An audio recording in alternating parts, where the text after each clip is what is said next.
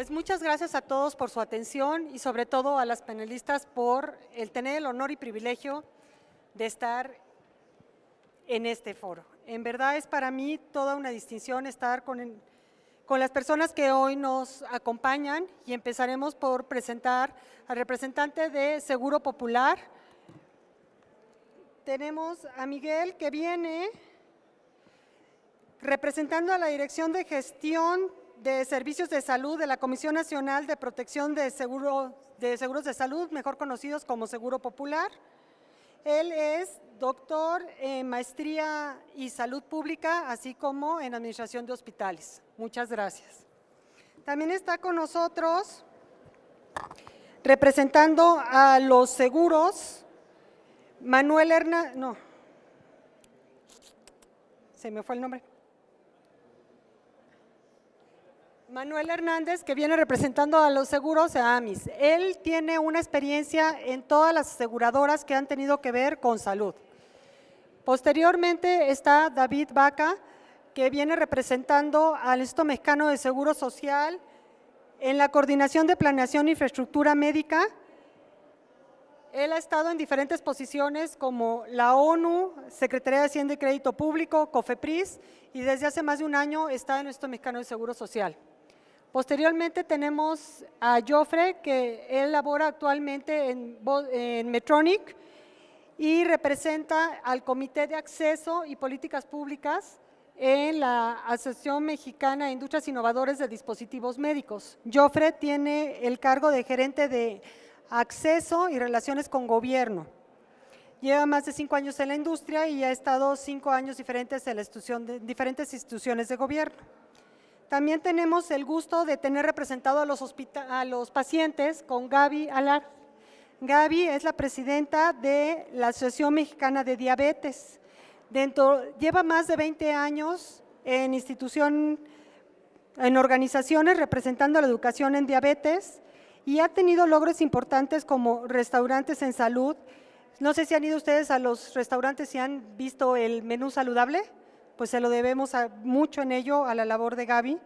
También tiene una APP de Diabetes Contigo, firmas de convenios entre instituciones de salud, todo ello para dar herramientas educativas para el paciente con diabetes.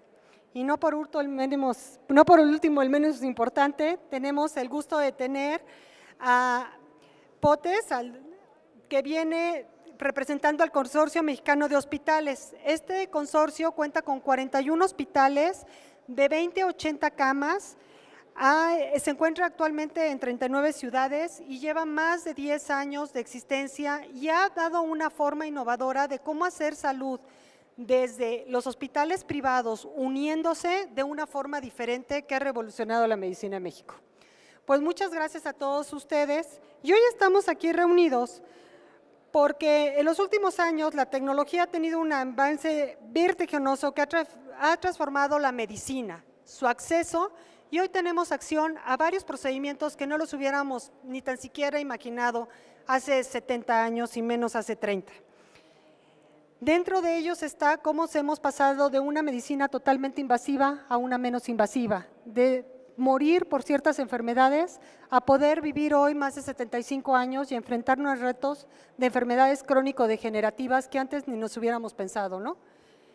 Y esto es una realidad que ya llegó para quedarse y México no es la excepción. En México se ha incrementado mucho la esperanza de vida y durante todas las sesiones del día de hoy se ha hablado mucho del bono demográfico y el reto que vamos a pasar al 2030-2050, donde la mayoría de la población va a ser de edad media, pero vamos a tener un incremento considerable de personas de tercera edad con enfermedades crónico-degenerativas, así como los niños que no va a seguir bajando.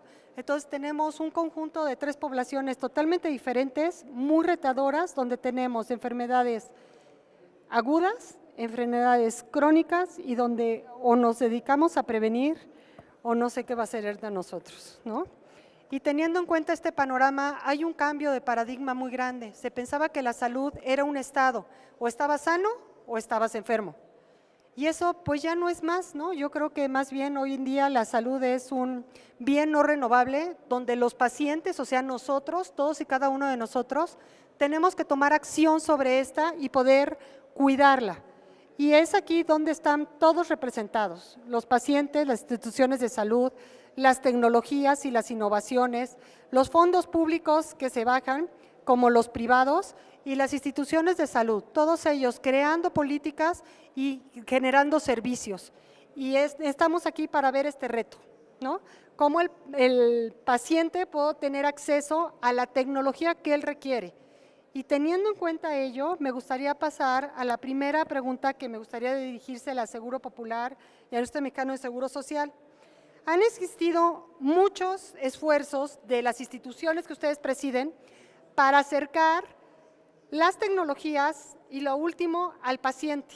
Sin embargo, hay muchos pacientes que por su cultura o por sus tradiciones no acceden a ella.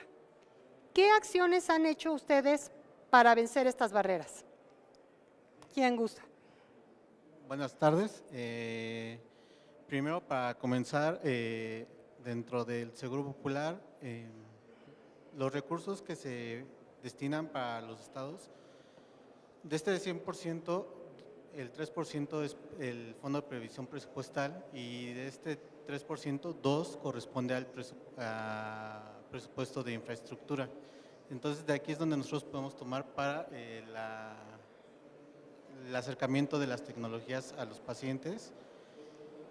Independientemente de esto, aparte tenemos dentro de las instituciones de salud se está llevando lo de la interculturalidad, que es tanto el respeto de los pacientes a sus creencias, pero también se les da información y orientación para aceptar estas nuevas tecnologías. No sé si con eso respondo a tu pregunta. ¿No se han topado ustedes con que llegan a un programa o a un proceso para poder hacer un tamizaje, por ejemplo, a un paciente y él no va porque no lo permite o no lo permite su esposo o no llega? Bueno, ahorita yo estoy a nivel federal, oficinas centrales, entonces ya nosotros no vemos estos casos, esto ya es a nivel estatal realmente, entonces ellos son los que se encargan de todas estas situaciones, entonces ya cada estado ve el modo de cómo tanto convencer al paciente que vaya o tratar de acercar la tecnología hacia el paciente. ¿Es lo mismo en el Instituto Mexicano de Seguro Social o también depende de cada uno de los estados que están conformados? Gracias, Emma. Primero, agradecerte la invitación, agradecer a todos los compañeros que estemos aquí, que podamos enriquecer la discusión. Yo, a diferencia de la Secretaría de Salud, en específico del Seguro Popular, como tú sabes, el Instituto Mexicano del Seguro Social trabaja en los estados a partir de sus delegaciones. Entonces, como tal, todos los procesos médicos, los procesos de adquisición de equipos médicos, pues sí son de cierta manera, o bueno, sí son normalizados, normados desde las oficinas centrales, y como tal, pues todos los procesos se repiten en cada una de nuestras delegaciones y en cada uno de nuestros hospitales de tercer nivel. Y aquí, bueno, a mí me gustaría dividir rápidamente la pregunta en dos. ¿Qué hacemos para que el paciente se acerque a nosotros? Que yo creo que ese es el primer punto.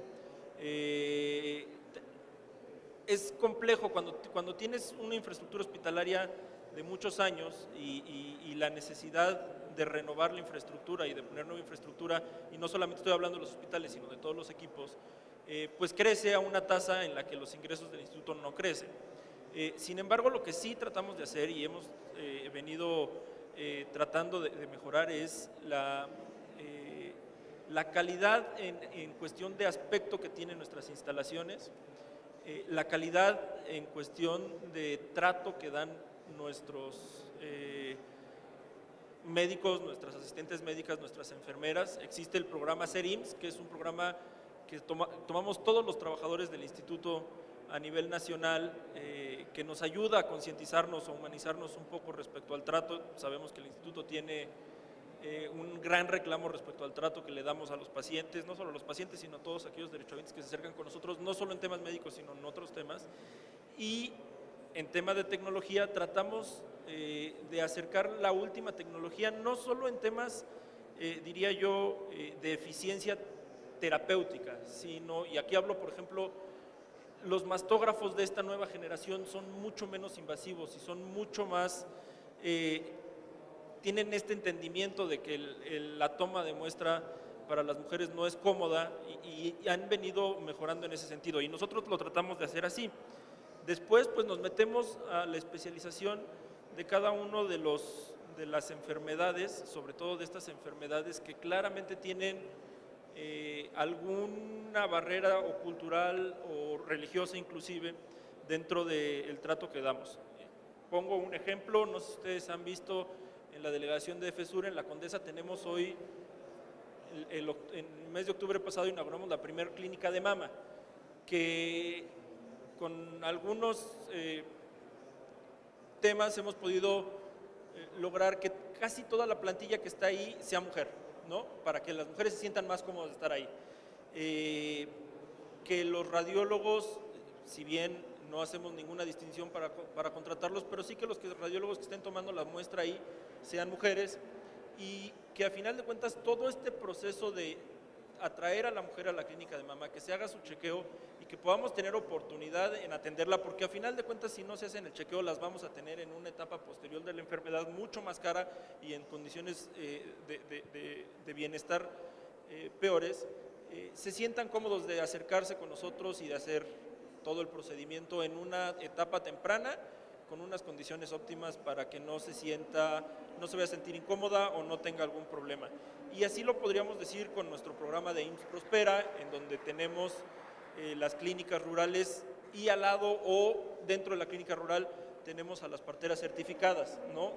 Todavía hay regiones en México en donde las mujeres prefieren atenderse con una partera que con un médico general o con un médico que esté haciendo su servicio social.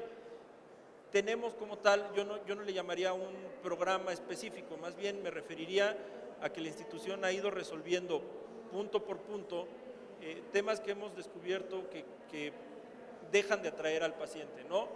Y ahora, bueno, con el nuevo modelo preventivo, que esa es otra de las cosas, nuestros derechohabientes que tienen algún grado de obesidad o que saben que podrían estar enfermos, no se atienden en la clínica y bueno, el primer contacto que tenemos con un diabético es no solo cuando tiene el azúcar muy alto, sino cuando ya tiene algún problema de circulación en los pies, cuando ya tiene algún daño renal y ahora lo que estamos tratando de hacer es salir a buscarlos y romper esta barrera que no pareciera tan específica como el tema de la clínica de mama, como el tema de algunas religiones que no permiten hacernos transfusión, pero que es una barrera cultural que tenemos todos los mexicanos de no asistir preventivamente al médico. Bueno, hay que salirlos a buscar, tenemos toda la estrategia que ya está echada en el Estado de Nuevo León para ir a las empresas, para ir inclusive a algunos centros en donde se aglutinan los derechohabientes del instituto y tener una respuesta rápida, uno, por el bienestar del derechohabiente, que creo que es lo principal, pero dos,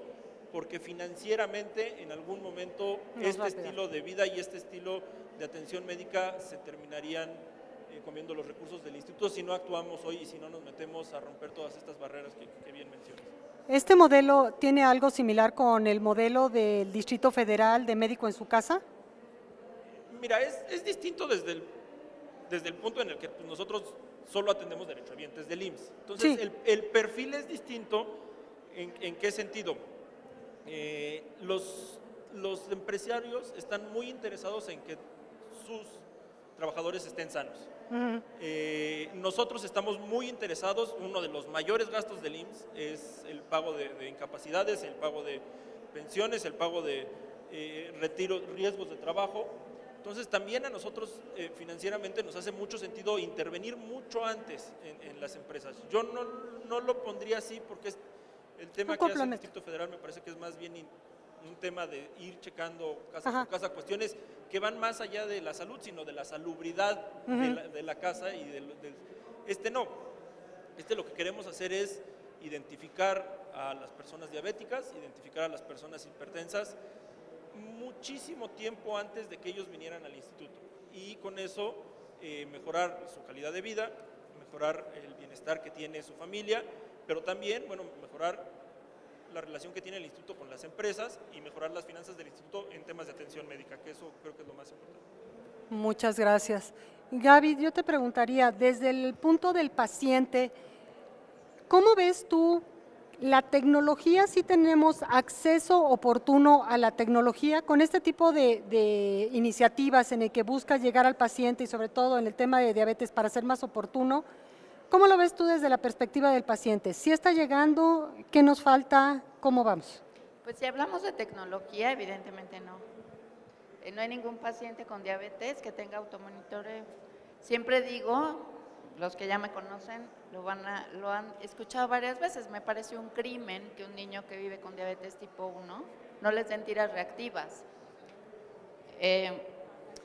Me parece como muy delicado que un paciente con diabetes tipo 2 que tenga cualquier complicación de primer nivel no hagan una estrategia de educación para que este paciente pueda tomar las acciones inmediatas en su tratamiento.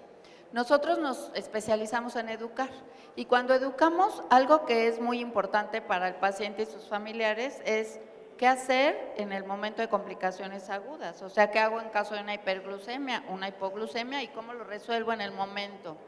Pero resulta que el 90% de la gente que tiene acceso al IMSS, al ISSSTE, al Seguro Popular, pues no tienen acceso a la tecnología y es la tecnología en el tema de enfermedades crónicas que nos hace el cambio en la calidad de vida. Solamente la tecnología es la que nos permite que el padecimiento crónico esté centrado en el paciente. Yo he trabajado mucho al respecto porque si nosotros trabajamos por una normatividad que pueda distinguir los 3 tipos de diabetes para ver qué es lo que requiere cada uno en su condición, me parece que podríamos dar grandes pasos. El programa que tiene el IMSS, yo lo celebro porque hacer una pesquisa a tiempo tiene que ver con estilos de vida y tiene que ver con enseñar a aprender a elegir desde que en la mañana abro el refri y qué voy a comer, ¿no? Si es que todos tenemos factores de riesgo. Pero me parece muy importante que si estamos hablando de tecnología, nos demos cuenta que si usamos la tecnología a tiempo vamos a prevenir complicaciones.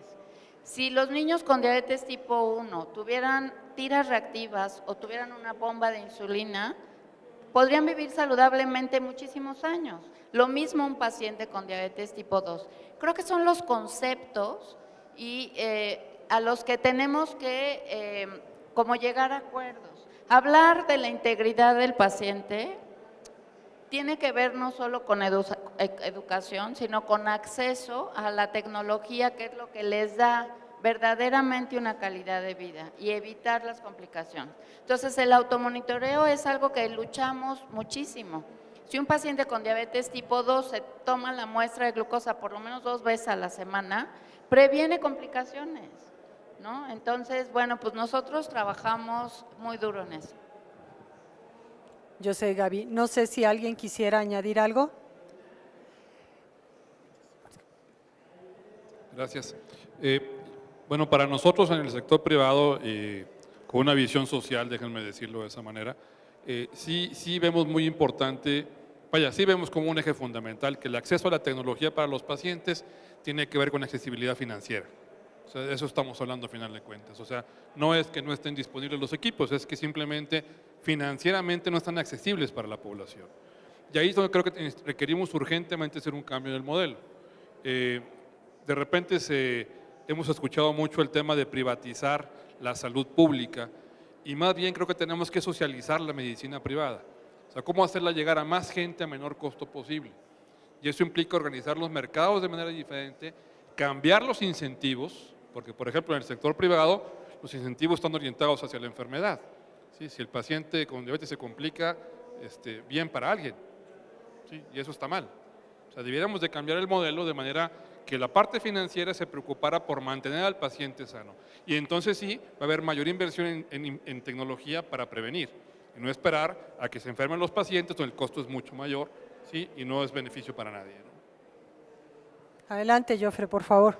Gracias. Y para complementar, creo que es importante, ya lo mencionaban, las enfermedades crónicas hoy se atienden por especialista, por insumo, no como un flujo del paciente en el sector salud, donde tenemos que unir desde la prevención, primer nivel, segundo nivel, tercer nivel, y cómo la tecnología tiene un juego importante. Hoy lo ven la tecnología como un esquema de compra-venta netamente transaccional y pasa lo que comentaban, realmente el impacto financiero y presupuestal no es sostenible para la institución porque la demanda cada día es mayor y los recursos siempre son finitos. Por tanto, tienen que hablar de soluciones integrales como refería y en vez de decir te quiero contratar para que tengamos esta N cantidad de bienes disponibles en el hospital, ¿por qué no hablar de tener N cantidad de pacientes bien tratados con diabetes tipo 1, tipo 2, donde establezcas parámetros con base en hemoglobina glucosilada, donde establezcas parámetros con base en la fluctuabilidad de la glucosa,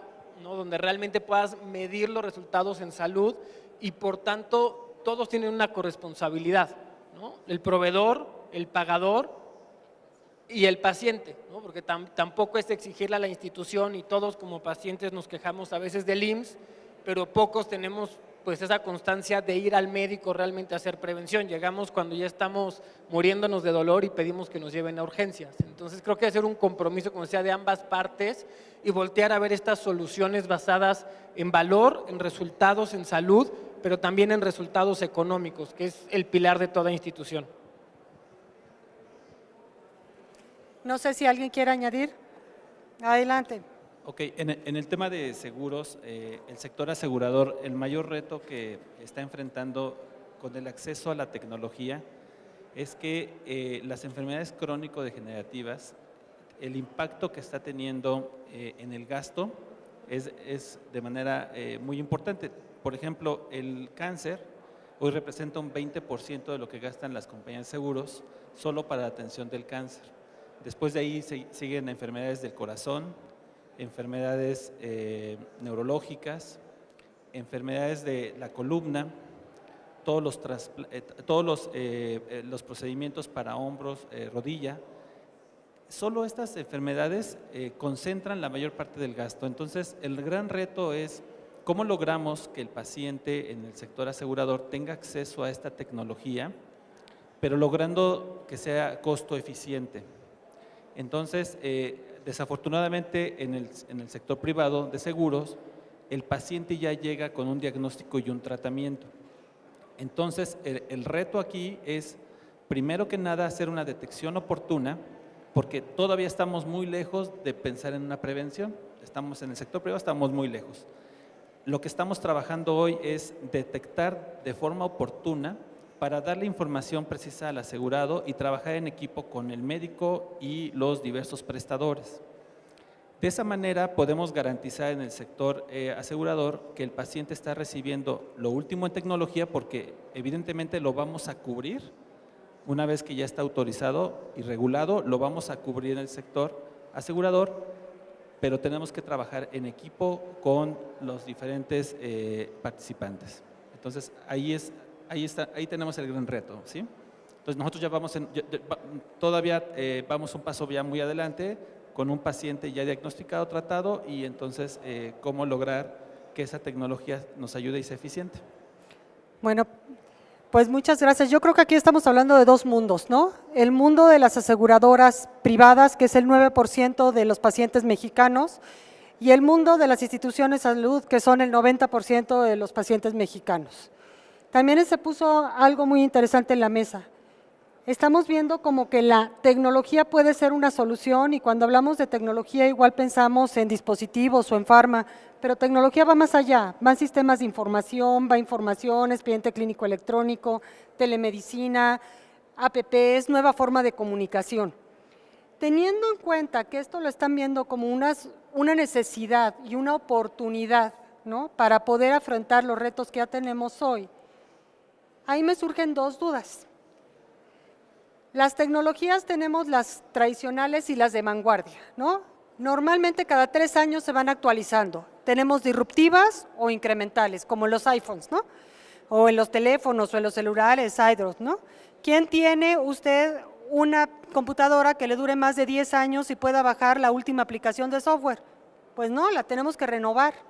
Así pasa en las tecnologías que ahora nos rodean, ¿no? Es tan vertiginoso. Sin embargo, los modelos que tenemos para tener esas tecnologías, llámese cuadro básico, llámese catálogo de procesos, llámese registro sanitario, que es la primera parte, son procedimientos que llevan muchos años en ejecución, que no precisamente responden a las necesidades de hoy de 3 años de actualización. Entonces, cuando sumamos el tiempo del registro, más el tiempo del cuadro básico institucional, más el tiempo para que lo apruebe Seguro Popular o llegue al cuadro básico del IMSS, pues ya pasaron más de 3 años. Entonces, ya no estamos teniendo todas las ventajas que podríamos tener. Ante este panorama, ¿a quién le gustaría decirme cómo se están preparando y qué creen que podría ser una solución? Como principal afectado del proceso, porque nosotros celebramos la tecnología, hacemos fiesta y bombo en casa cada vez que tenemos una innovación y después volteamos a ver al mercado y es cuando todo el mundo frunce la cara diciendo, ¿qué vamos a hacer ahora? ¿No? Entonces, primero digo, hay que reconocer esta administración, la realidad es que COFEPRIS ha agilizado mucho los trámites desde la perspectiva de registro sanitario, Consejo de Salubridad desde la perspectiva de acceso público ha hecho su parte. Sin embargo, como es un viacrucis, no hay claridad en cuanto a la evaluación de las tecnologías per se.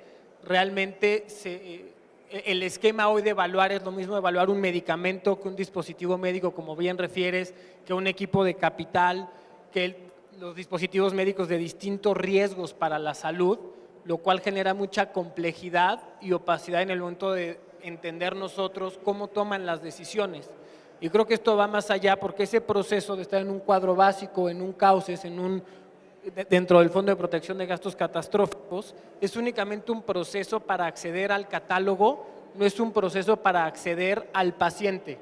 Entonces no te permite realmente asegurar que tu tecnología llegue al paciente y se ve con diabetes. Hay varios insumos que llevan en el catálogo del IMSS durante mucho tiempo y hoy muy pocos hospitales del IMSS lo tienen porque no existe realmente un protocolo, un procedimiento concreto que establezca cómo vas a entrar al catálogo, cómo vas a hacer la adopción para que los usuarios, los médicos estén capacitados, estén entrenados, entiendan el beneficio de la tecnología y después cómo van a seleccionar inclusive al paciente, porque no todas las tecnologías son para todos los pacientes o en todas las fases. Y es ahí donde es relevante voltear a ver estos modelos innovadores que permiten realmente dar certeza a completar este flujo, dejando de ver la intervención como un insumo ligado a un presupuesto de insumos en donde el ahorro te lo evalúan únicamente sobre el presupuesto de insumos y no sobre el presupuesto que ejerce la institución en el total del paciente. Hablaban un poco del gasto que tiene el instituto en discapacidades. Es algo que pocas veces se evalúa en términos de acceso de la innovación al paciente. Por tanto, se debe de ver como una solución integral desde una perspectiva económica de manejo de la enfermedad y que nuestro rol como proveedores no termine en ese sometimiento o yendo al proceso de licitación o a la adjudicación dependiendo del esquema de la intervención, sino a que realmente se firmen acuerdos de colaboración, nos hagamos lo que seamos corresponsables y nosotros asumamos parte de ese riesgo, en donde si le estamos diciendo a la institución que vamos a tener X o Y beneficios en salud o económicos, realmente también se ligue el pago a estos insumos o estos servicios a lo que nosotros prometemos en esos dosieres, a lo que les presentamos de manera general, que realmente acompañemos ese proceso y asumamos ese riesgo, que no se lo dejemos únicamente a la institución y entonces se convierte en una relación ganar-ganar y no únicamente en un esquema transaccional y de procesos documentales normativos. Muchas gracias, Joffre. Sí, David. Yo aquí me gustaría aprovechar esta definición que dijeron que la innovación y la tecnología no nada más tiene que ver con el dispositivo médico o con el bien de inversión. Yo te diría que con toda certeza que el mayor insumo que tiene el instituto es su personal. Y la adopción de la tecnología en el instituto por parte del personal no es sencilla. Y por parte del paciente. Y aquí voy a sacar un ejemplo que a mí se me hace muy ilustrativo de una innovación que tiene muy poco tiempo, que tiene algunos años, y que sin embargo no hemos podido o no hemos terminado de convencer al paciente de que este tipo de innovaciones nos puede traer un mejor instituto para cada uno de ellos, y es las 3 modalidades: por teléfono, con la aplicación, ahora ya con la computadora, y en tu unidad de medicina familiar, que tú puedas tener tu cita con el médico sin necesidad de presentarte horas antes a sacar ficha, lo que antes se decía, ¿no? Esto tiene 4 o 5 años que se ha venido consolidando. Hoy, ya sea por la aplicación o en internet, o ya sea por teléfono, o ya sea inclusive en tu seguimiento, a cada uno de los pacientes le damos una hora y un día en el que se tiene que presentar. Desde un punto de vista pareciera que es una cuestión lógica, que por qué no se hizo antes, pero no se hizo antes, se empezó a hacer ahora, y sin embargo hay algunas unidades, y no estoy hablando específicamente de lugares donde la tecnología no ha permeado, sino inclusive aquí en México, donde los pacientes siguen llegando a las 6 de la mañana, ¿no? Así su cita sea a las 11 de la mañana. Y entonces, y me regreso a un poco lo que estábamos comentando, la adopción de la tecnología y de la innovación por parte del paciente y por parte del operativo dentro de la unidad médica ha sido muy compleja, primero porque, bueno, nuestros cardiólogos en la unidad 34 en Monterrey pusieron su residencia hace algunos años, sobre todo los jefes de cardiología, los que al final hacen el requerimiento de qué es lo que se necesita, y están acostumbrados a operar bajo ciertos esquemas que a lo mejor la innovación y la tecnología ya han superado, en cierta manera. Y no solo estamos hablando del requerimiento que le hagan a nivel central para el tema equipo, sino estamos hablando de la educación que le dan a los residentes que están en nuestras unidades de alta especialidad. Yo creo que la adopción de la tecnología pasa más por el tema de la educación, por el tema de la capacitación y por el tema del convencimiento de la mejora de los procesos, que desgraciadamente ahí a veces, muchas veces, la capacidad o la demanda que tiene el instituto no nos permite sentarnos a ver cómo está mejorando el mundo, ¿no? Estamos en el día a día resolviendo los problemas y no hemos tenido la oportunidad, lo digo como nivel central, pero también como las personas que están ahí en el día a día, de sentarnos y ver las mejoras que tenemos. Yo este ejemplo siempre lo pongo cada que estamos en el proceso de licitación de algún equipo nuevo o una tecnología muy nueva que no ha sido solicitada por los médicos y que sin embargo nos parece que trae o que revoluciona alguna parte del proceso médico, me regreso a este tema de la cita médica y nos damos cuenta que para mucha gente no tiene sentido si mi cita es a las 11 de la mañana y llegar a las 6 de la mañana a hacer fila, y sin embargo lo seguimos haciendo, ¿no? Javier, desde tu punto de vista, desde el Consorcio Mexicano de Hospitales, que es una asociación privada, ¿cómo afrontan este reto de la tecnología? ¿Tienen estas mismas problemáticas que están presentando? Ahorita. Sí, y déjame dar un punto de vista quizás un poco diferente. Yo creo que para empezar, este cambio de paradigma que requerimos hacer implica dejar de hablar de proveedores, pacientes, seguros, hospitales, médicos. Tiene que empezar a verse de una manera mucho más integral todo el modelo. Es muy difícil que el modelo funcione cuando el proveedor tiene un incentivo que quizás es vender, la aseguradora tiene un incentivo que quizás es pagar, el hospital tiene un incentivo que quizás es consumir, y todos están totalmente desalineados, ¿no? Pongo el caso de Guadalajara en el tema de tecnología. Creo que hay más de 50 equipos de hemodinamia en Guadalajara. Sí, 50 equipos de hemodinamia. Creo que es el país de América, la ciudad de América Latina que más equipos de hemodinamia tiene. ¿Cómo lo renovamos cada 3 años? Si estoy seguro que cada equipo de esos hace 2 o 3 pacientes al día, si bien nos va, y se me hace que son muchos, ¿sí? Y en cada paciente hay que cobrar el dineral para poder recuperar la inversión del equipo. Entonces, a los 3 años, obviamente, no ha recuperado la inversión del equipo y no la va a cambiar. No está preocupado por el paciente, está preocupado por los temas financieros. Entonces, ahí veo, y creo que por ahí hacías la observación, algo, no sé si el concepto lo entendí bien, que hace falta un organismo que no únicamente se encargue de aprobar las tecnologías y los medicamentos, en el caso de COFEPRIS, que lo que ellos hacen es decir, ok, lo que tú me dices que hace, sí lo hace y no hace daño y hace bien, sí, ¿en qué grado, hasta qué punto vale la pena la inversión? Eso sí no lo sé. O sea, COFEPRIS no me dice a mí si esa inversión que yo voy a hacer es correcta o no es correcta. ¿Sí? Y no me dice tampoco si puedo o no puedo meter un equipo más. En un esquema de libre mercado, aparentemente, yo puedo meter el equipo 51 en Guadalajara haciendo más daño al paciente.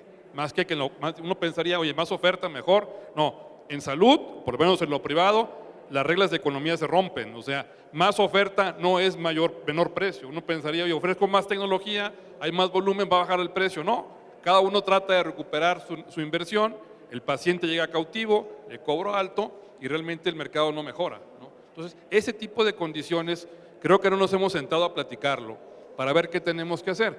En la parte privada vamos muy ligados con la parte de seguros, obviamente. Yo te diría que, desde mi punto de vista, aquí tenemos un gran hueco en la población. Tenemos al sector público, que según los números que tenemos nosotros, atienden al 60% de la población, 60, 65, y digo atienden, no que tengan la cobertura. Seguros privados que están disminuyendo drásticamente la venta de seguros privados de gastos médicos mayores, ya nadie los puede pagar, menos gente, aumentan deducibles porque no pueden pagar las primas, y se está quedando una población huérfana en salud que representa el 30-35% de la gente que no va a la seguridad social por X o Y razón, no le gusta, no quiere, lo que sea, y no puede comprar un seguro de gastos médicos mayores, y no tenemos ninguna oferta para ellos de cómo organizar el gasto en salud y cómo acceder financieramente a nuevas tecnologías. Y si ese gasto no está organizado, nosotros como prestadores no podemos estar pensando en cambiar los equipos cada 3 años. Me gustó el enfoque ahorita en una presentación anterior que vi, que decían, oye, nosotros como proveedores ya estamos pensando en financiar directamente al paciente. O sea, ya están pensando en cómo integrarse con nosotros en el tema de financiamiento, donde ya no están en la posición donde dicen, bueno, yo te vendo el equipo y la tecnología y el problema financiero es tuyo, ¿eh? No, ya el problema es del mercado, y como es del mercado es de todos nosotros y vamos en conjunto. Gaby. Bueno, yo Gracias, aprovechando estos dos comentarios, de este hueco en pacientes con enfermedades crónicas donde se está atendiendo en las farmacias. Y yo encuentro algo gravísimo que es el expediente clínico. ¿De quién es el expediente clínico? Del paciente. ¿Y quién lo usa? El médico. Entonces, el paciente con diabetes ni siquiera sabe muchas veces el nombre del medicamento que usa, ni cuál fue el último medicamento que le dieron en un problema agudo. Entonces, estos pacientes lo que les está pasando es que están llegando, y que es una población altísima, porque todos conocemos las cifras.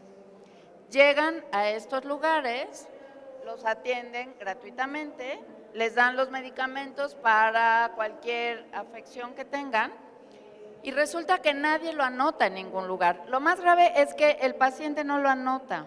Y entonces cuando llegan al Seguro Social o al Seguro Popular o a algún médico en particular, se vuelve bien complicado. Se vuelve bien complicado porque creo que nos estamos equivocando. Y todo lo estamos centrando en las instituciones y no en el paciente. Si nosotros empezamos a trabajar sobre responsabilidad compartida, el paciente tiene que empezar a entender que es su responsabilidad, y sobre todo en un padecimiento crónico. Entonces, nosotros le damos la educación, le damos las herramientas, le damos los dispositivos a los que tengan alcance, y lo demás ellos lo tienen que conseguir de alguna manera, pero a mí me parece que ya no podemos dejar el expediente clínico en manos de quién sabe quién. Y hoy por hoy, un paciente con enfermedades crónicas no sabe qué pasó hace 6 meses con su estado de salud. Entonces, ¿cómo podemos hablar de un sistema de salud en México si ni siquiera esa tecnología la tenemos controlada?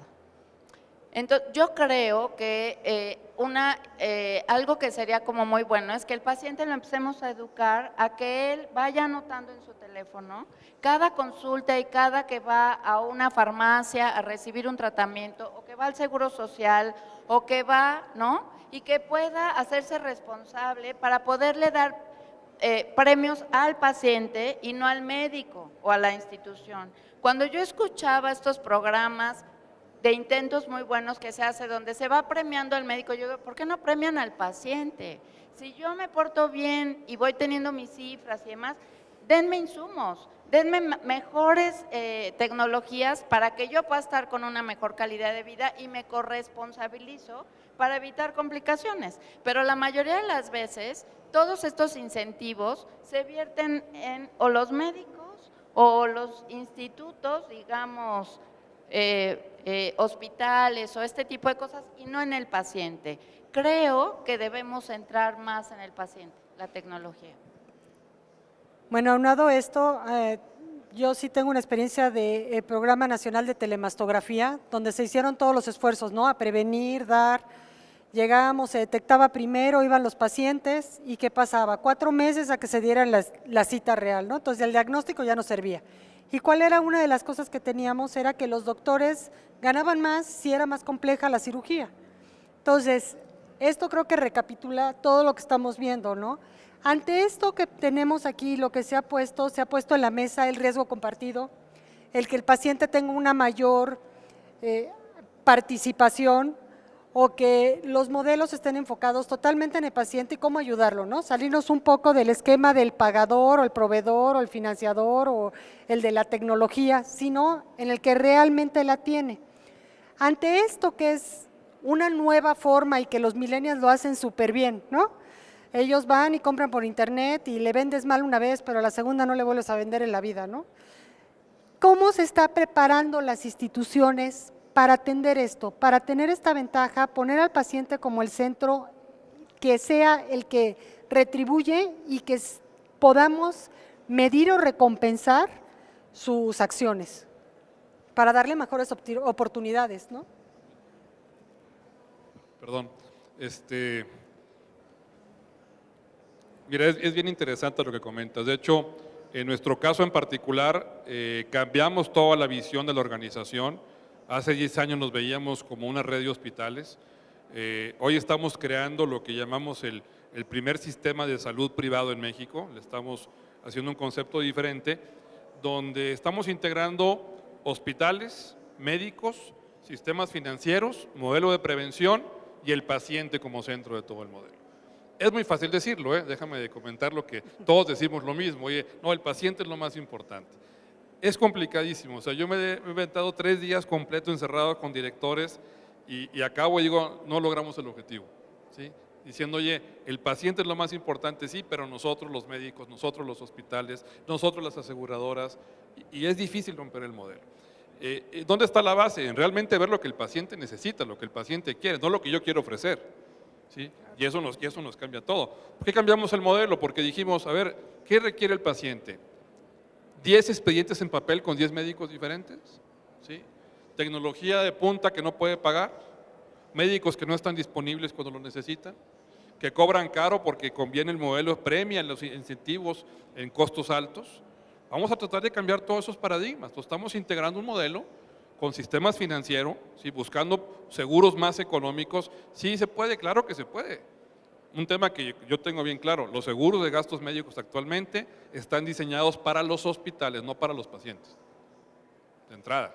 O sea, eso es una realidad. O sea, el seguro es para el hospital, no es para el paciente. Estamos cambiando el modelo, ¿sí? No es sencillo, nos hemos encontrado con mucha resistencia de aseguradoras, por ejemplo, ¿sí? Oye, ¿por qué? Porque les cambiamos todo el modelo de negocio, ¿sí? Vender seguros de 5,000 pesos, de 3,000 pesos, y la gente de seguro dice, no, espérame, yo estoy acostumbrado a ganar comisiones con seguros de 50,000 al 20%, tú me quieres pagar 10% con seguros de 3,000, es cambiar el modelo de volumen, hay que socializar la medicina privada. Entonces, yo creo que sí tenemos que hacer mucho. El tema que mencionabas ahorita del expediente, nosotros los tenemos integrado en una aplicación que dentro de nuestra red compartes el expediente entre el médico, pero el paciente tiene un resumen de sus consultas.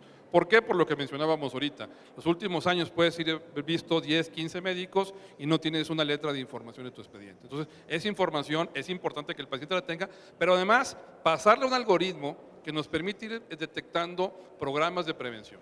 Si yo sé que tengo antecedentes o tengo 55 años, peso, hábitos, tal estatura, en fin, antecedentes familiares, yo ya sé que voy en un programa de cardiología especial y hay información de cardio que me empieza a generar el programa y promociones para cuidar mi salud y demás, pero además me empieza a generar puntos también a mi paciente. ¿Para qué? Para descuentos en pólizas, para descuentos en gimnasios, para descuentos en restaurantes, no de cabrito, sino de comida vegetariana, etcétera, ¿no? Según el caso, pero sí pensando en cómo incentivar al paciente, no al médico o al hospital o a otro organismo. ¿Sí?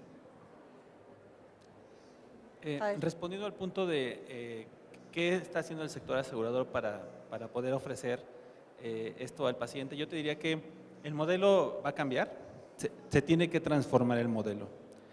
Como bien dice Javier, evidentemente hoy ya es inoperable, ya no es costo eficiente para la compañía de seguros, se pierde dinero, ¿no? Entonces tiene que moverse el modelo, tenemos que llegar a esos pacientes que tienen hoy el gasto de bolsillo, cómo les ofrecemos una alternativa con un producto, tenemos que cambiar todo el modelo de comercialización de los productos, el modelo en que hoy se pagan las comisiones, evidentemente.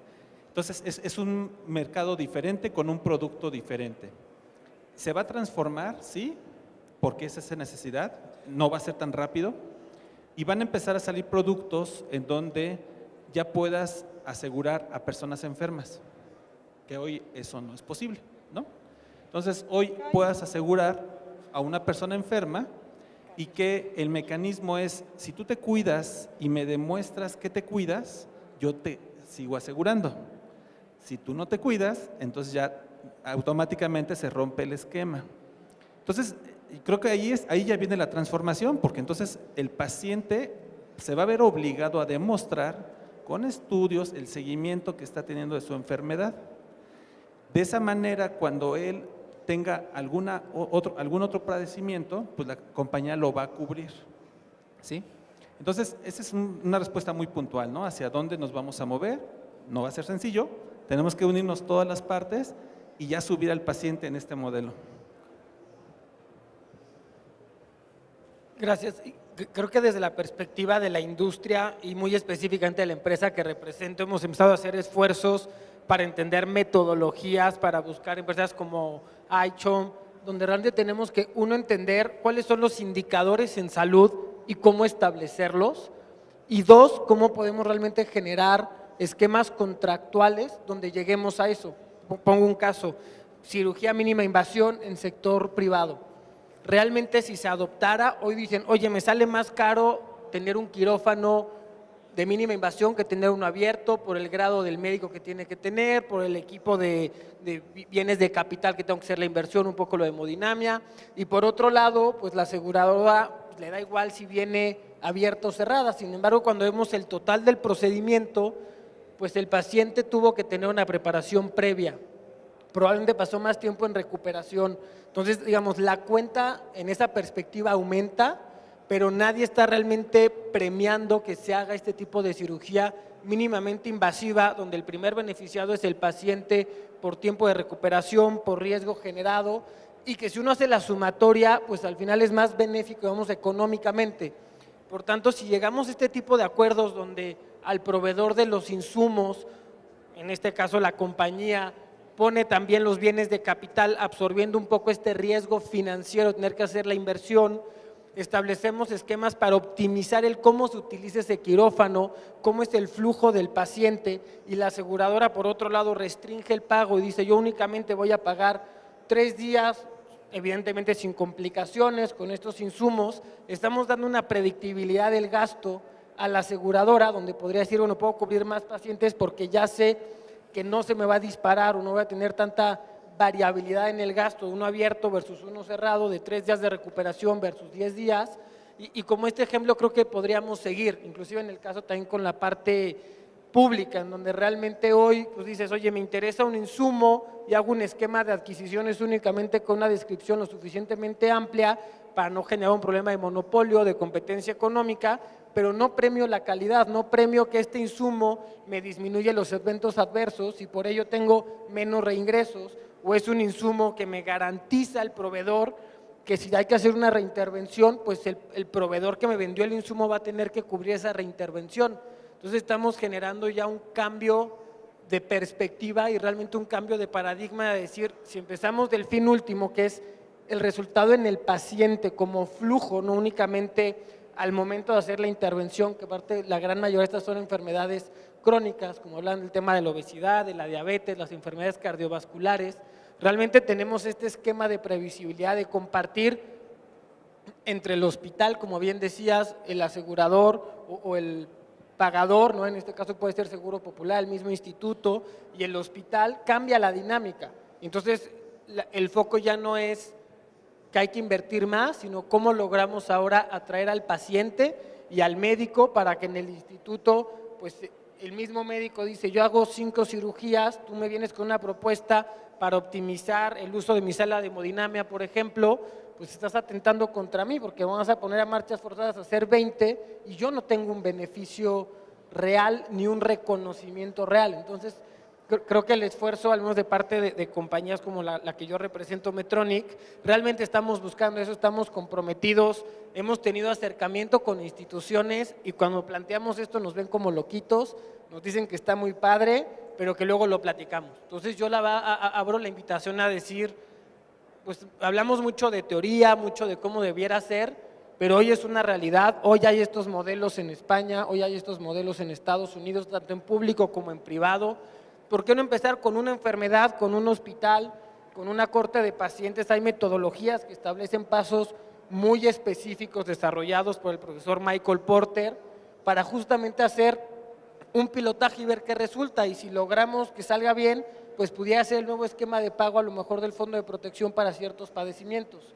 Pero si no nos arriesgamos, no damos este paso, no probamos con los pacientes lo que hablabas del coaseguro, del riesgo, de te voy a disminuir tu prima mientras me demuestres que estás teniendo apego o adherencia a tu terapia, te va a costar más si te vas a echar tus garnachas y tus tortas en vez de una ensalada y un agua, ¿no? No lo vamos a lograr, pero creo que lo que tenemos que hacer es dar ese primer paso, hacer un piloto, hacer una prueba, establecer una hipótesis y ver qué sucede, ¿no? Y sobre eso, pues seguir avanzando en este tema en México.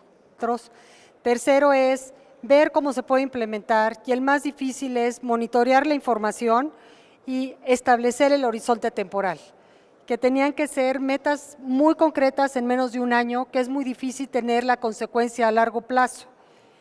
Esto es algo que toda la industria lo ha hecho durante los últimos 6 años, ¿no? La industria, tanto de farma, de dispositivos, de expedientes, de tecnologías, de información, ha estado dando diferentes propuestas.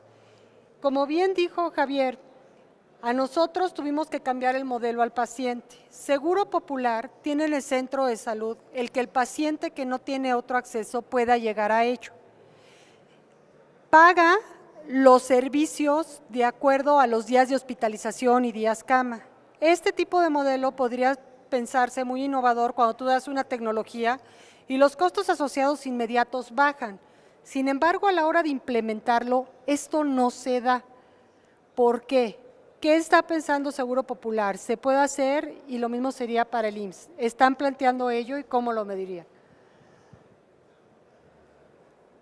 Bueno, dentro del Seguro Popular, dentro del presupuesto ya se tiene establecido cuánto se va a pagar por cada paciente, por cada atención.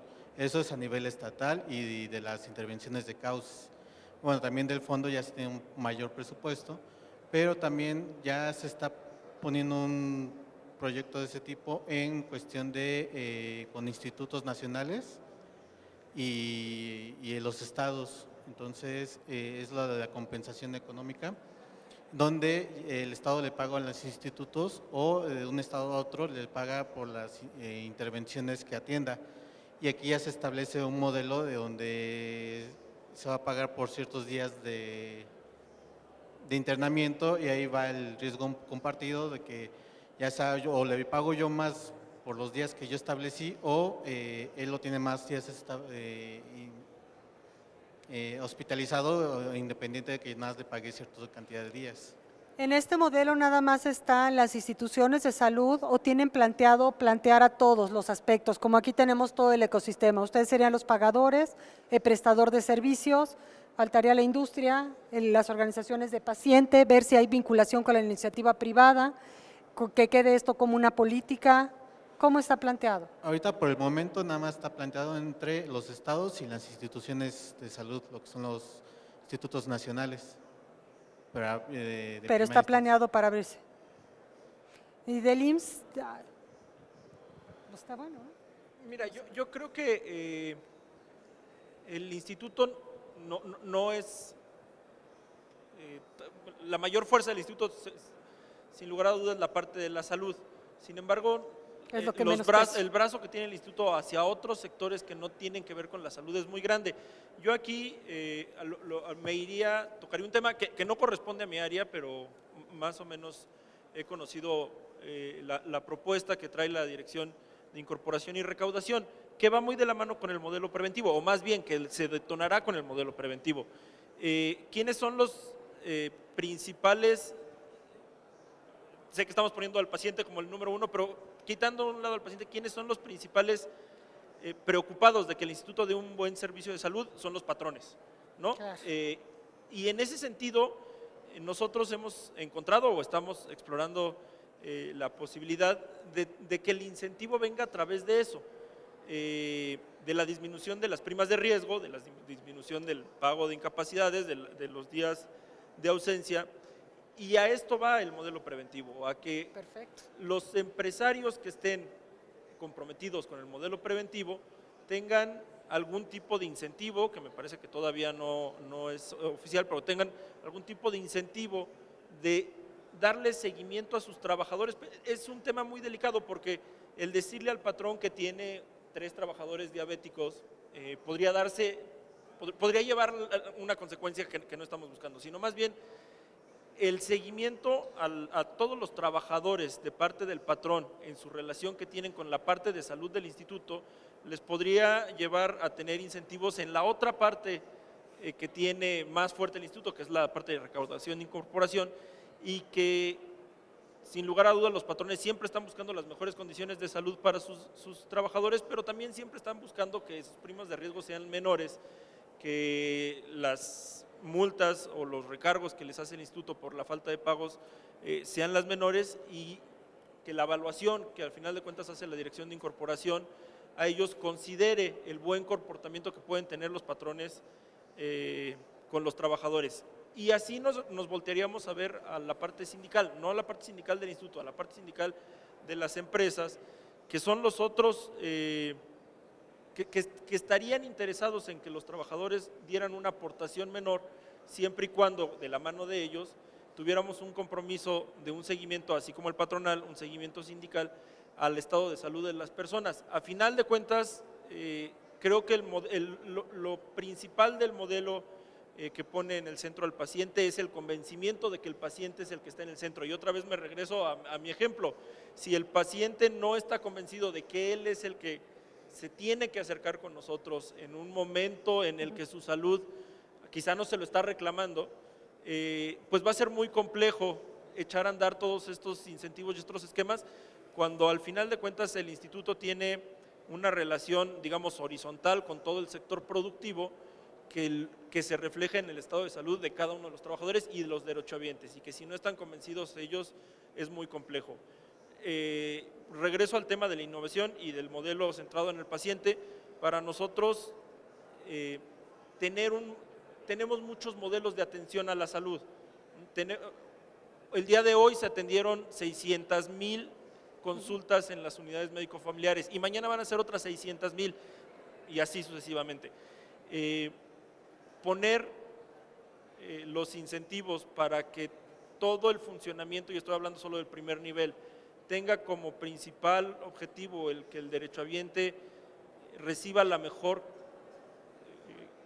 con mayor calidad el servicio en salud, implica el mover mucha gente, implica mover mucha burocracia que a lo mejor en algún momento teníamos en el instituto y que probablemente todavía tengamos, pero que nos lleva a buscar la corresponsabilidad de los patrones, de los sindicatos, de nuestros trabajadores, pero sobre todo del paciente, que muchas veces por este tipo de aseguramiento es muy complejo, dado que, a diferencia del sector privado, el trabajador no puede tomar la decisión de si quiere estar asegurado o no, sino más bien es un derecho que él tiene y como tal, el incentivo para portarse bien, digámoslo, pues no se ve o al menos no está claramente reflejado en el pago de su salario. Yo tengo una duda. He oído aquí bastante de que los incentivos están en lo que proporcionamos, no en los resultados de lo que obtenemos. Entonces, aquí se habló, ¿no? Tenemos que cambiar el modelo para el paciente y ver que efectivamente se le dé salud al paciente, ¿no? Tenemos que educar al paciente para que se empodere. Estamos buscando que el paciente llegue. ¿Cómo estamos dando prestaciones de servicios y cubriendo para que se dé? Estamos viendo que toda persona pueda tener acceso a una póliza. ¿Cómo están ustedes preparándose para medir los resultados? ¿Está eso en sus métricas, en sus esquemas? ¿O nada más, o qué nos falta para poder pasar de servicios otorgados a resultados obtenidos?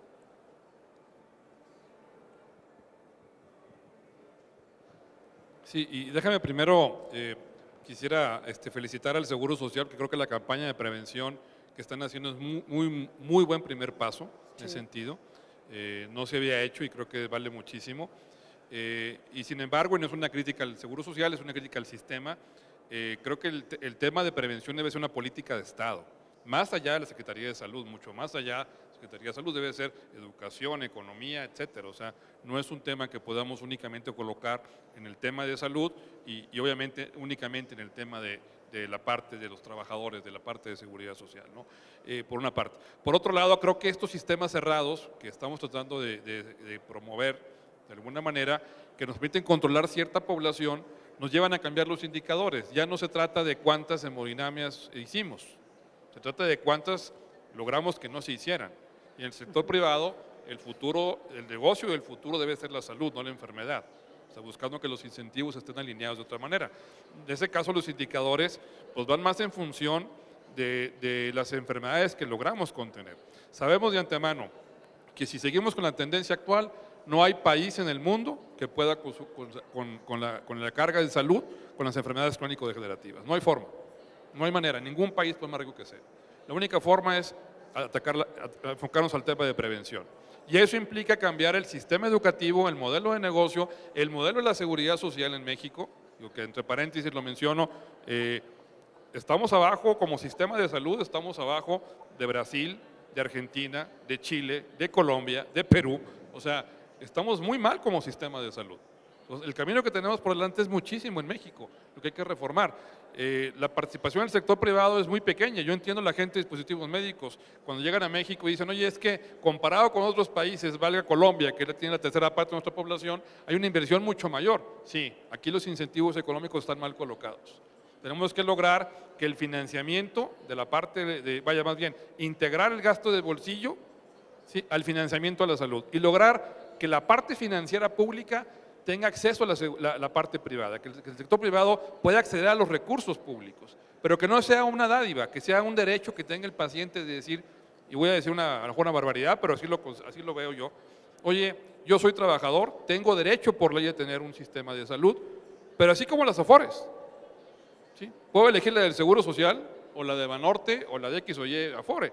Yo así lo veo a futuro, oye, yo puedo elegir un sistema de salud que no es el del Seguro Social. El Seguro Social me pagará o le pagará a mi sistema, ¿no? Pero yo voy a buscar cuál me conviene más y a lo mejor yo voy a poner una parte adicional, no lo sé, ¿verdad? Depende cómo otros países funcionan. Creo que ahí tenemos mucho por hacer y sí creo que, como regresando a tu pregunta inicial, el tema de indicadores debe cambiar más enfocado no a lo que hacemos, sino a lo que estamos logrando en cuanto a la salud de la población.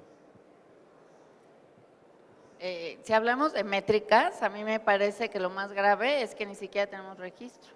Yo acabo de, iniciamos un diagnóstico en diabetes tipo 1 y pedimos información y no hay cifras porque no hay registro para los niños con diabetes tipo 1, ni para diabetes gestacional, ni para diabetes tipo 2. Y creo que esa es la generalidad de los padecimientos. ¿Cómo podemos hacer métricas si ni siquiera sabemos de qué estamos hablando? Cuando nosotros hablamos de presupuesto y queremos tener acceso a él, y queremos hacer una normativa que proteja la salud de enfermedades crónicas, ni siquiera sabemos cuáles son los registros verdaderos. A mí me parece que algo de lo que sí podríamos empezar a hacer es que nos sumemos para que se registren las enfermedades crónicas, por lo menos las de diabetes tipo 1 y diabetes gestacional, que podríamos ya empezar a separar lo que tiene que ver con los otros factores de riesgo que nos lleva al tema de obesidad, que es mucho más complejo. Pero, ¿cómo podemos empezar a hablar de métricas si ni siquiera estamos en las raíces?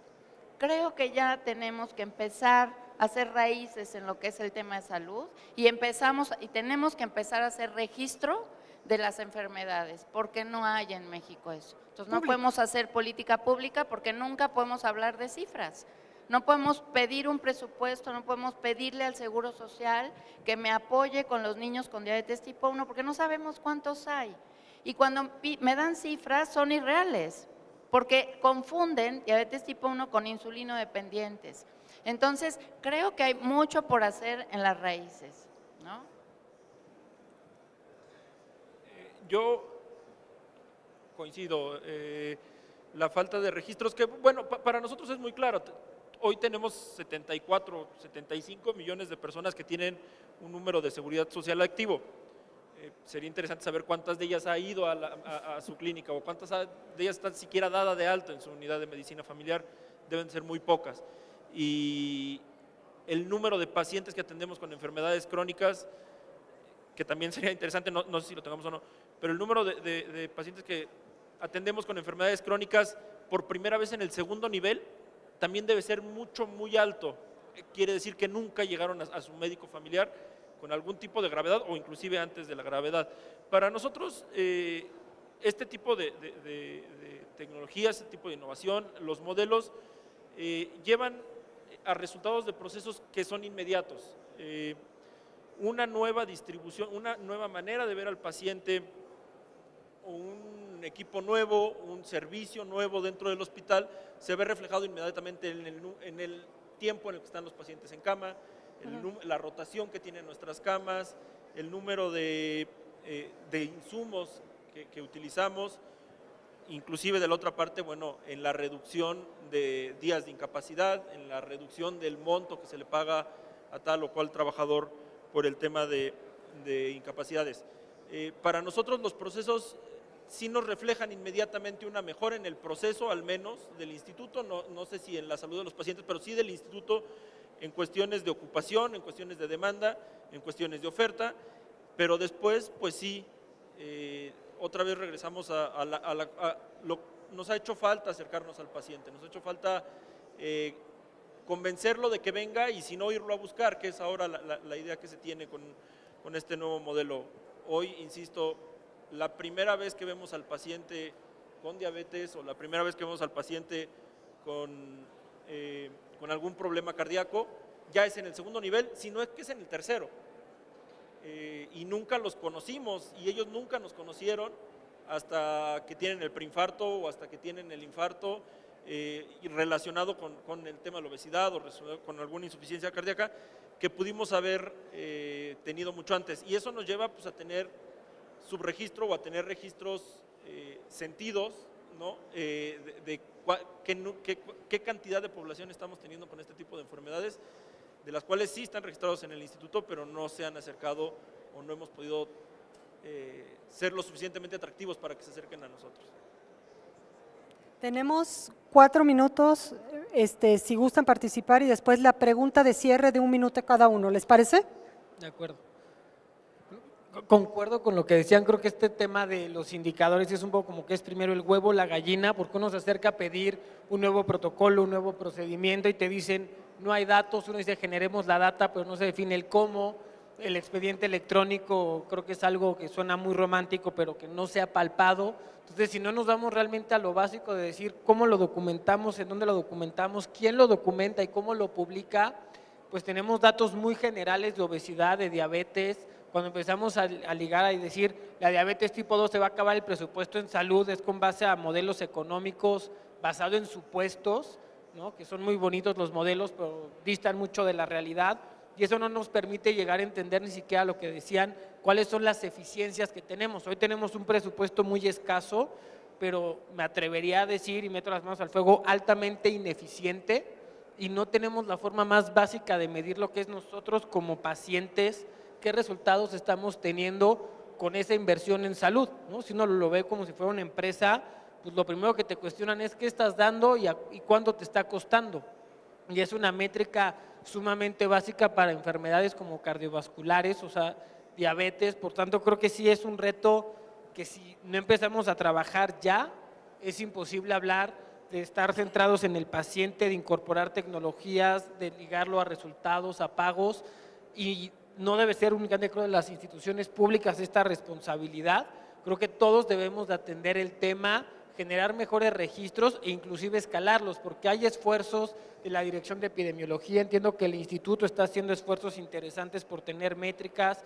Hay un registro de enfermedades a nivel nacional crónico-degenerativas, hay un registro de pacientes con diabetes tipo 2, pero la realidad es que tampoco ni el paciente, ni el médico, ni el hospital lo alimenta. Por tanto, se convierte en un elefante blanco, que es una infraestructura tecnológica muy interesante, pero si no se vierte la información, de nada sirve tener este tipo de registros. Yo aquí tomaría así como puntualización, ¿no?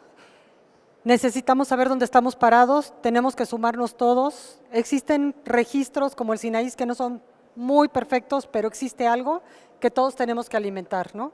Conforme tengamos más información pública, podremos participar de una forma más asertiva todos y poder dar soluciones más viables. ¿Estarían de acuerdo con ello? No sé si quieran agregar algo a este punto. Bueno, de la información y todo esto de los casos, desafortunadamente, bueno, como está en la Secretaría de Salud, bueno, la comisión, pues nada más somos, así como dicen los pagadores, somos los encargados de distribuir el presupuesto, pero igual dentro de la Secretaría de Salud hay otras dependencias donde se encargan ya de llevar este conteo de casos. Por ejemplo, la Dirección General de Información en Salud es el que tiene más exactamente todos los casos de, bueno, no exacto, un número de casos de crónico degenerativo o de infectocontagiosas. Ellos son los que llevan este registro. Entonces, a lo mejor ahí es el problema, ¿no? Dentro de la Secretaría de Salud, que hay una dependencia para cada cosa. Y al final no tenemos una comunicación entre las diferentes direcciones o comisiones. Es simpático, ¿no? Porque en todos los sistemas que veamos aviación, aeronáutica, comercio, el que paga pone las reglas, ¿no? Mide, le dan resultados y ve si sigue pagando. Y aquí pareciera que, pues como que está desvinculado, y creo que es algo que nos queda a todos, ¿no? Como ponernos, si pagamos, ver en qué pagamos para la economía básica, de volver a las métricas, ¿no? Como decían, a los esenciales. Bueno, pues para cerrar, si cada uno me podría decir en un minuto, ¿qué sugiere para que el paciente tenga un acceso oportuno al diagnóstico y tratamiento médico de calidad? Llevándose diagnóstico desde el tamizaje, ¿no? Desde cuando tú te crees que estás sano y ya tengo algo. No desde que ya lo tengo y lo confirmo. Y de que ya lo sé y que llego y me trato. Y después que me monitoreo hasta que me rehabilito o hasta que paso a mejor vida. Si gustan, por favor. Bueno, siempre la respuesta que todos dan siempre es la educación tanto del paciente como el médico, la capacitación constante, ¿no? Tanto de los médicos. A mí me tocó en alguna ocasión, cuando fui operativo en alguna unidad de salud, que cuando yo llego al Seguro Popular hay enfermedades que yo ni conocía realmente cuando daba consulta. Entonces, una mayor capacitación a los médicos, mayor información, también un mayor conocimiento de los sistemas de salud. Yo cuando trabajaba en un centro de salud no conocía que existía un fondo de protección contra gastos catastróficos, nunca nos llegó esa información. Entonces, es realmente darle información hacia todos, principalmente. Si no, pues no sabemos, yo no sé a dónde mandar a mi paciente, a dónde referirlo realmente. Yo pensaba que todo lo que venían cosas lo pagamos nosotros y no es así. Entonces, realmente el personal de salud desconoce las reglas, bueno, en mi caso del Seguro Popular, que son carteras diferentes, que se pagan de diferente forma, pero ahí está el problema, ¿no? Que no hay una buena comunicación desde la comisión, se pasa la información a los regímenes estatales de salud, que son los representantes del Seguro Popular en cada estado, y se va desviando la información hasta que ya las jurisdicciones de salud ya no saben ni cómo es, qué es lo que tienen que hacer, no conocen el sistema de referencia contra referencia, llenan más las referencias, y cuando el paciente llega a algún Instituto Nacional de Salud o algún segundo o tercer nivel, pues va mal llenadas estas referencias. Entonces, primero una buena capacitación de todo el sistema a los médicos, la información a los pacientes dentro de las encuestas que tenemos de calidad en el Seguro Popular, hay una gran desinformación hacia los pacientes. Entonces sería también todo esto de dar, no nada más cuando hacen las pláticas en los centros de salud, no nada más que nos vayan a escuchar, sino que realmente les dejemos algo, sea lo importante, yo creo. Muy bien, en el sector de seguros, el gran tema es cómo alineamos incentivos, y ya hace rato platicaba el tema de ya una persona enferma, subirlo al modelo. Entonces, creo que el punto va a ser cómo alineo el incentivo para el doctor, para el hospital, para la aseguradora, para el paciente, desde el punto de vista de que el médico se apegue a un protocolo, desde el punto de vista de que el paciente avise con tiempo, se atienda, le dé seguimiento, desde el punto de vista de que la industria farmacéutica o de equipos médicos tienen hoy incentivos para los médicos que tenemos que alinearlos. Entonces, todos tenemos que trabajar en equipo para tener la información oportuna, que el paciente reciba la mejor atención médica. O sea, el sector asegurador está dispuesto a cubrir la tecnología. El tema es que nos toma por sorpresa. Entonces, hacemos presupuestos anuales estimando un gasto basado en el año pasado y entra la nueva tecnología, no estamos enterados y entonces en ese momento los gastos se vienen encima y es cuando saltamos, ¿no? Entonces tenemos que alinear incentivos todos, o sea, estar preparados, qué es lo que viene nuevo, cómo lo va a recibir el paciente, el médico cómo debe estar preparado para atender al paciente bajo qué protocolos, para que lo que vamos a autorizar estamos monitoreando que el médico está ejerciendo bien la medicina, acuerdos comerciales con la industria, ¿sí? El fabricante, acuerdos con los hospitales, para que todos estemos trabajando en gestionar la enfermedad. Hemos venido trabajando en pagar eventos y además los pago el medicamento, pago una consulta y nunca mido la enfermedad. Entonces eso me lleva a no estar monitoreando la enfermedad completa y cómo estoy siendo eficiente, ¿no? Entonces, creo que es nuestro reto, cómo alineamos incentivos entre todas las partes y subir al barco al paciente, pero muy importante al médico, ¿no? Que es el que está teniendo el contacto directo. Gracias. Desde el punto de vista de la institución, creo que viendo que coincidimos en general en el diagnóstico, yo creo que el esfuerzo que se ha venido haciendo es por volver la medicina preventiva un producto atractivo para los consumidores, ¿no? En este caso para nuestros derechohabientes. Y eso implica cambios y cambiar inercias de mucho tiempo, desde la construcción, desde cómo se construían nuestras unidades, desde la atención que se le daba al paciente que llega a su primera cita. Y creo que esa es la única manera en la que vamos a poder cambiar el modelo y llegar a un momento en el que la tecnología, las mejores tecnologías desde el primer nivel estén disponibles para cada uno de nuestros derechohabientes, si pensamos en el derechohabiente como un consumidor de un producto que tiene que ser atractivo para él. Hoy hay mucha gente que no quiere ir al instituto porque no le parece atractivo. Porque a lo mejor le platicaron alguna experiencia de que el paciente fue usado como mensajero, ¿no? Que necesitaba 4 o 5 sellos para sacarse una radiografía, o que necesitaba 4 o 5 sellos para que le dieran una cita en segundo nivel. Y creo que eso es lo que hemos venido cambiando poco a poco, porque también son inercias de mucho tiempo, para que un dolor de espalda, un dolor en una pierna, para que te puedas acercar a nosotros, que el lugar a donde llegas físico sea atractivo, que la gente que te atienda sea cálida y que tú sepas que si vas por una radiografía, el día que vas por la radiografía te tomemos la radiografía. Yo creo que solo así podemos volver al instituto y en general a las instituciones de salud pública un producto atractivo para toda la gente que cree que la salud preventiva puede ser un producto atractivo y que solo así se pueden acercar con nosotros. Es una pregunta difícil para responder en un minuto, pero en general, y creo que es algo que hemos venido hablando todos los ponentes, debemos migrar a un sistema de salud basado en valor para el paciente, para las instituciones y para los médicos. Dejar de hablar de ustedes, nosotros y ellos y hablar de todos somos un sistema, dejar de vernos, a veces a la industria nos ven como Darth Vader y que venimos a negociar y que estamos escondiendo algo y realmente no hay confianza y por ello creo que todo es transaccional.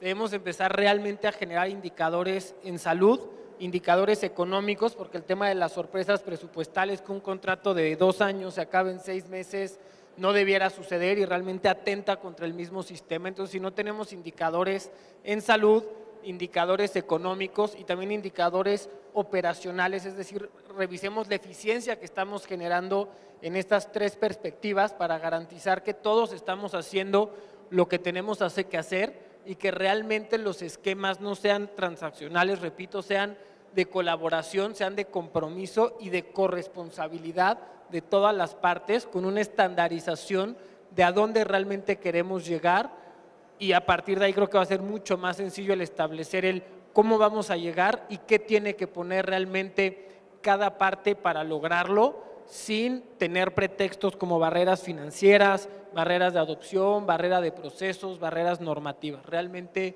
pensemos en cómo generar valor para el paciente y mitiguemos realmente las sorpresas financieras o presupuestales.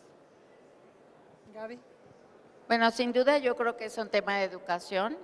A mí me parece que es la educación a la salud la que nos va a cambiar como el panorama y esto se tiene que trabajar desde células de casa. Entonces, nosotros estamos diseñando ahorita un programa de promotores de salud en estilos de vida saludable, justamente para los que no son profesionales de la salud, porque creemos que la salud solo es para profesionales de la salud y no. Nosotros lo queremos llevar a los que no son profesionales de la salud y tienen que vivir y tienen que trabajar con su propia salud. Y es ahí a donde nosotros queremos llegar, porque creemos que lo primero que tenemos que desarrollar es el desarrollo de la voluntad y tenemos que enseñar desde estos conceptos básicos de cómo elegir, porque la salud se elige. Y creo que eso es un concepto con el que tenemos que empezar. Yo elijo desde la mañana. Si abro el refri y desayuno algún alimento que me va a nutrir o desayuno no abrir el refri y salir corriendo con un café, es cuestión de elección. La elección tiene que ver con muchas cosas, porque ahora lo que nos está sucediendo es que seguimos en esta parte donde creemos nosotros, que somos los superhéroes, que les tenemos que dar todo hecho al paciente o a aquel persona que vive y no los estamos enseñando a elegir su primer estado básico, que es la elección de un estilo de vida saludable y tenemos que trabajar con la voluntad. Hoy estamos en un gran reto porque la voluntad es algo que ya no desarrollamos todos los días, todo se nos da, ¿no? Entonces ahora ni siquiera hacemos una reflexión si esto es lo que yo quiero, ya ni siquiera eso lo cuestiono. Entonces, lo primero que queremos es llegar a aquellos que no tienen que ver con la salud, porque hablamos muchísimo de la salud con la gente de la salud y la gente que no es del medio de la salud no tiene la información básica. Nosotros queremos ahora hacerlo al revés. Por eso queremos trabajar con todo el sector en este tipo de elecciones que son los estilos de vida saludable y que es la educación para que hagamos un México más incluyente en su propio estado de salud. Creo que la educación es lo único que nos va a llevar a otro camino y tiene que ser algo que empiece en la célula, bien por el Seguro Social que está trabajando en empresas y Y eso tiene que ser no solo en empresas, sino yo creo que desde casa, ¿no? Nosotros tenemos una aplicación que pueden usarla, es gratuita, es Diabetes Contigo y tiene todos los 7 comportamientos que cualquier paciente con diabetes tipo 2 tiene que saber para desarrollar las habilidades que requiere para saber qué tiene que hacer día a día con su salud. Entonces hemos puesto digamos, tecnología y nos pasa lo mismo, la gente tiene pues rechazo, ¿no? Como todavía, pero bueno, los intentos están ahí. Yo creo que la educación es básica para implementar. Gracias, Gaby. Gracias. Bueno, 3 temas muy rápido. Número 1, empoderar al paciente, centrarnos en el paciente nuevamente. Coincido con Gaby, es un tema de voluntad, no es un tema de ponerlo ahí, es que el paciente decida ser parte del sistema de salud. Y bueno, eso es fundamental. Y entender qué implica eso. Entiendo perfectamente la visión de seguros. Oye, si tú como hospital compras nueva tecnología, esa nueva tecnología te va a impactar en los costos, va a impactar en las primas, va a hacer que el paciente no pueda comprar la póliza. Entonces hay que tener muy en cuenta que no siempre la mejor tecnología, si no es accesible al paciente financieramente, es la mejor opción también, ¿no? Entonces yo creo que hay un tema también como segundo punto, que ya lo mencionaron, de integración entre todos nosotros para ver qué es lo más adecuado, ¿no? ¿Qué es lo idóneo? Porque sí, yo sé que hay tecnologías que son una maravilla. La pregunta es, bueno, ¿y las podemos pagar? ¿Sí? Y si no las podemos pagar, ¿qué daño estamos haciendo al resto del sistema si las queremos implementar a fuerza? Entonces, esta visión únicamente de técnica médica, diciendo, es que esto es lo mejor, sí, estoy de acuerdo que es lo mejor, pero de acuerdo a nuestra realidad, a nuestra cultura, a nuestra situación económica, ¿qué es lo que realmente podemos hacer para en beneficio de todos nosotros tener una mejor? Y tercero, sí, aparte de esta integración que tenemos que hacer, el compartir información. Estoy totalmente de acuerdo, tiene que ser mucho más abierta. Antes de que lo mencionaras, yo estaba pensando, nosotros tenemos nuestra aplicación móvil, tenemos el perfil de la familia, no nada más del paciente, de la familia, ahí se generan programas preventivos, pero ¿para qué inventar el hilo negro en lo que no soy especialista si puedo trabajarlo con ustedes, por ejemplo? Entonces integremos su aplicación a nuestro modelo, su información, generemos la información a ustedes de lo que está, cómo está nuestro perfil de población. ¿Sí? Y trabajemos en conjunto con especialistas. Después quizás iremos con proveedores de tecnología a decir qué solución nos puedes dar para este mercado, donde tenemos ya el aspecto financiero, el aspecto de prevención, el aspecto médico, centrado en el paciente que ustedes lo representan en este caso, ¿no? Esos serían mis comentarios. Y qué enriquecedor sería esto si nos juntáramos todos, ¿no? De la iniciativa privada, de la iniciativa pública, para tener esta información, este grosso, poder llegar a un análisis de no nada más la tecnología, sino el perfil de la gente que se usa. Y yo estoy de acuerdo, la tecnología debe ser idónea. Si yo tengo algo que dura, un marcapaso, un desfibrilador, un neuroestimulador, que dura 25 años y mi paciente tiene 70, son buenas ideas. Pero si mi paciente tiene 50 años y va a vivir 80, 75, es la vida media, tenemos que tener más información para tener las informaciones reales, para ver quién es el sano y tuvo un evento y puede vivir más para lo que el paciente requiere. Y podemos sumarnos, ¿no? Si tenemos ya varios accesos y informaciones que están funcionando en el privado, con las asociaciones, con el sector público, pues eso se puede ver, probar y ver si esto sirve para subirlo a políticas públicas, ¿no? Bueno, pues yo creo que les agradezco muchísimo, en verdad, su apertura, colaboración y sobre todo aportación de opiniones, y esperemos que esto nos sirva para crear el México que queremos. Y como oí alguna vez a alguien extranjero que dijo, y nos merecemos y podemos tenerlo. ¿Por qué no lo podemos tener si tenemos las cosas del primer mundo y no nos lo damos a nosotros? Entonces yo creo que con eso nos llevamos aquí de regalo y con eso trabajemos. Y muchas gracias a todos por estar aquí, por compartir sus ideas y esperemos que de aquí salgamos con varias cosas que podamos implementar para poder generar política pública de salud, teniendo en cuenta que el 20% de la salud está en los hospitales, ¿no? El otro 80% está en el aire, medio ambiente, agua, infraestructura, etcétera, ¿no? Entonces necesitamos política de salud. Pues muchas gracias a todos, gracias por su tiempo, paciencia, sé que nos extendemos un poquillo.